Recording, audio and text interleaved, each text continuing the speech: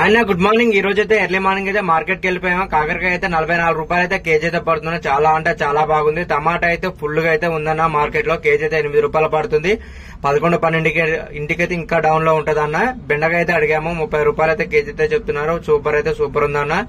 మనమైతే ఇక సొరకాయ అయితే వేద్దామని చూసాము కానీ 10 రూపాయలు అయితే పడుతుందని ఒక కాయ అయితే మనమైతే 6 రూపాయలకైతే అడిగాము. కొంత వేరే కాడైతే వాళ్ళైతే ఏనని చెప్పారని అలా అయితే మనం వేయలేదు మన బండి మీద. ఇక అలానే క్యాబేజ్ అయితే అడిగామన్నా 8 రూపాయలు కేజీ అయితే పడుతుంది. మనమైతే 5 రూపాయలకైతే అడిగాము కానీ రాదని చెప్పారు. ఇక బీరకాయ అయితే 28 రూపాయలు అడిగిన 28 రూపాయలు అయితే చెప్తున్నారన్నా. మనమైతే 25 రూపాయలకైతే అడిగామన్నా.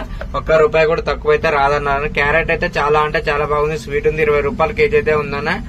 క్యాప్సికం కూడా అడిగామన్నా. క్యాప్సికం అయితే రేట్ అయితే 27 రూపాయలు కేజీ అయితే పడుతుందన్న. అలానే మిర్చి కూడా అడిగామన్నా. మిర్చి అయితే ఇక తక్కువ రేట్లకైతే వచ్చేసిందన్న. 20 రూపాయలు కేజీ అయితే పడుతుందన్న. ఇక మనకైతే మన బండి మీద రెగ్యులర్ గా అయితే మిర్చి అయితే వేస్తామన్నా. అలానే ఈ వంకాయ అయితే అడిగామన్నా. నల్ల వంకాయ అయితే 15 రూపాయలు కేజీ అయితే పడుతుందని మన బండి మీద వేస్తే పోదని మనమైతే వేయలేదన్న. దొండకాయ అయితే అడిగామన్నా 25 రూపాయలు కేజీ అయితే చెప్పారన్నా. మనమైతే ఒక బస్సు అయితే వేసుకోవడం అయితే జరిగిందన్న. ఆలుగడ్డ వేసుకుందామని అమౌంట్ అయితే సరిపోలేదా. 20 రూపాయలు అయితే కేజీ అయితే పడుతుందన్న.